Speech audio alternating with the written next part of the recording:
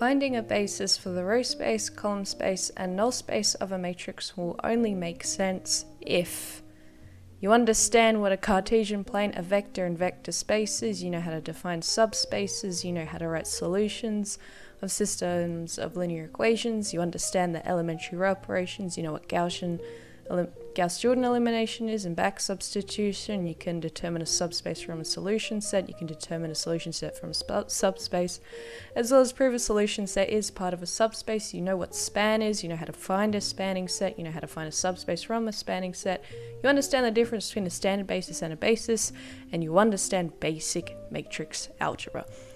If you don't know any of this, you will suffer for the rest of this video. So make sure you know it. So the basis is an important concept, so I'll run through it very, very quickly. A basis is an efficient spanning set. A standard basis is a very efficient spanning set. Alright, let's continue. So we'll look at the row space, the column space, the null space, and then the Rank-Nullity Theorem, which is a very, very handy tool, but you won't be able to understand number 4 until you've got 1 till 3 sorted. So row space, the span of the rows of a row echelon form matrix, not row reduced row echelon form. It's a mistake that you see a lot of students make, and they lose a lot of marks, so don't row reduce your matrix if you're trying to find a row space.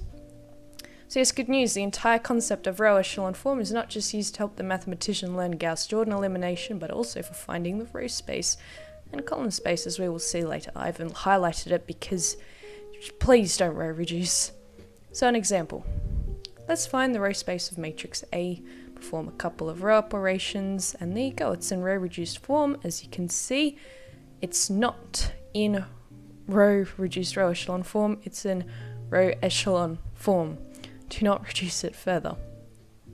So yeah, as you can see, you may feel the need to divide the last row by 13, and yeah, don't do it. See what I did there? You see what I did with that example? If you divide by 13, you'd be unlucky. I thought that was funny. So your row space is just 15013. Done. Remember, don't row reduce. Now you're probably thinking that the column space is just 10 minus 513. It's not. Feel free to assume that if you want to fail your exam though. Those who don't want to fail their exam, you should know that the row operations will change the column space. So this is important. The row operations will change the column space.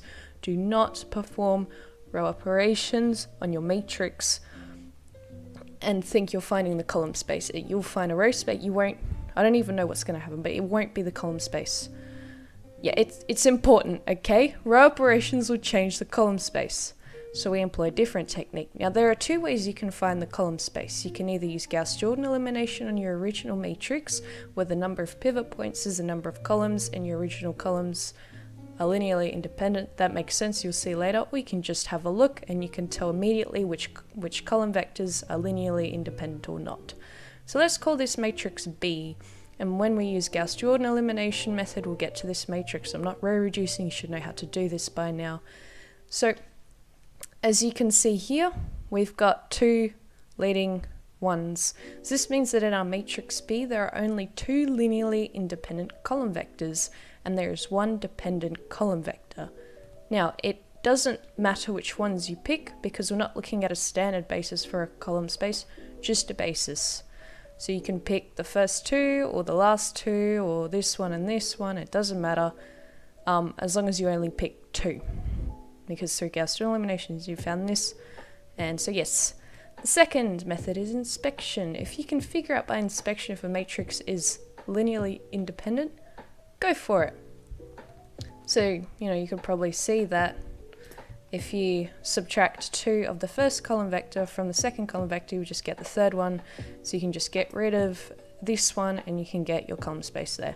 It's all the same. Both methods work fine, but I personally use inspection before using Gauss-Jordan elimination if possible, but I don't rely on inspection if I'm not sure. You should too.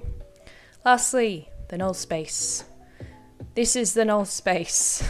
It is pretty simple. It's the collection of vectors which multiplies with B and gives a 0 vector, and that's your null space. So let's gain some intuition. Let's say you have some matrix, BV. This is just BV equals 0. in matrix form, which is what it will always be. So of course you must remember, if you're multiplying matrices, those two inner numbers must be equal. If they're not, you can't multiply them, and your resulting matrix will be this, where this is the number of rows and this is the number of columns. Now, how do you find the null space? Well, oh yes, I did it there with colors. What you'll find is that if you multiply these two together, you'll just find that x1 equals 0, x2 equals 0, and x3 equals 0. So do you know what that means? All you have to do is perform Gauss-Jordan elimination, and that will give you the null space. Now you're probably getting deja vu because we use Gauss-Jordan elimination for finding the solution space as well as testing for linear independence. There are slight differences. So let me recap so you don't get too confused. So we use Gauss-Jordan elimination to find if a vector is part of a set. We check to see which coefficients give us a linear combination of the set of vectors, and that will give us our vector. If yes, then the vector is a member of that set. When we want to find the column space, the number of pivot points is the number of linearly independent column vectors in your matrix, and of course to find a solution to any system of linear equations, which, as you have started to see in your linear algebra course, has many applications, which is why it's so important to know your row operations, and really important to distinguish between reduced row echelon form, Gauss-Jordan, Gaussian, and back substitution. So make sure you have that nailed down. Anyway, back to null space. Again, it's just performing Gauss-Jordan elimination. Let me show you a tricky example. We need to draw on a lot of skills because, you know, even though it's just Gaussian, sometimes the teachers can pull some tricks. So if they pull tricks, it's going to look something like this. So they're going to ask you to find the basis for the null space of the following matrix. We're going to call it H. And I'm not row reducing it, guys. You should know how to do it by now, but you should end up here.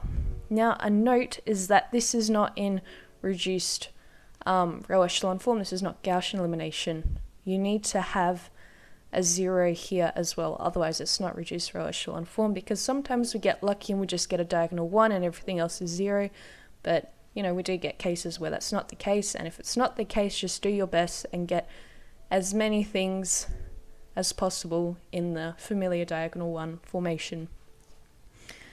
And so that's what you do here. You get your 1 0 0 1, etc., etc., and that's it. Just you know, it may not seem like much of an achievement. If you row reduce correctly, everything else will go right and you will gain lots of marks and you will do well. So the next thing to do is I haven't really given you what variables there are, so I've just assigned them to x, y, z, and t. Now our x and y are basic variables and our z and t are our free variables. You should be able to know this from solving systems of linear equations. Please revise that. So doing this will give you the solution set for this matrix, and it so happens that that is in fact our null space. Should have it in this format. Please practice. And yes, null space is written like this. So now we need to find the basis, and you can't find the basis until you have the null space. And guess what, guys? We've got the null space. We can find the basis. So to find the null space, it's just like finding any basis or standard basis. We all know what that is. This is just like finding any basis. So you just separate your your free variables from the rest, and then there you go, the coefficients. Voila, you have your basis for the null space right there. So we're nearly done. Now you have to know, sorry. Getting ahead of myself. Now you know how to find the row space, column space, and null space. You've also identified how to find a basis for each, as well as some revision on Gauss-Jordan elimination. And now you will learn one last thing. That is the Rank-Nullity Theorem, which is essentially the amount of basis vectors in your row space or column space is known as your rank. The rank of the row space and column space will always be the same. So if you find that you're finding a row space and a column space, and your column space has 3 basis vectors and your row space is like 4, you've really done something wrong, and just go back and redo the question. Now the same idea applies to a null space, and it's known as its nullity. If you add the rank and nullity of a matrix, you will always get the number of columns. So take our matrix H. So let's bring H back. As you can see, it's got 2 basis vectors, so the nullity is 2.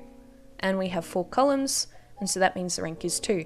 Now, even though we didn't find the row space or the column space for this matrix, if we were going to, we'd know that we would be on the right track if we only had 2 basis vectors for the row space and the column space.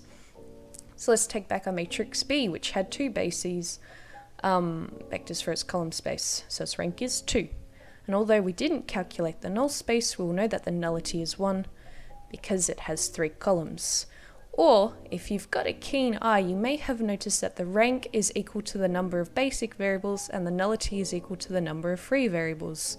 As you can see here, you've got 3 rows, you've got 1 free variable, and you end up with 2 basic variables. So you can use the Rank-Nullity Theorem, or you can use this one. It doesn't really matter, they roughly translate to each other. So what does this mean? Well, what it means is that if you know the number of rows and number of columns, which you always will, and you can perform Gauss-Jordan elimination, which you can through elementary row operations, you can use the basic variables to find the rank, and you can use the free variables to find the nullity. Now you are a master of row space, column space, and null space. Yay! As well as the Rank-Nullity Theorem, which can be easily put in terms of free and basic variables, but using the rows instead of columns, like the Rank-Nullity Theorem. I forgot to put a bracket there, but that's okay, you know what I mean. Common mistakes, guys: your row operations, putting a matrix in reduced row echelon form and not row echelon form, not finding the basis and stopping at the solution space, not using correct notation, and not copying matrices across correctly. So please, oh yeah, those are probably the 2 most common. Now give yourself time to practice and feel free to watch this video as many times as you like, because a tutor is much more expensive and you can't pause them while they speak or listen to them at twice the speed, which is what I do. So hopefully this was helpful and you've got a greater intuition of what's happening in the world of linear algebra. Thanks for watching, guys.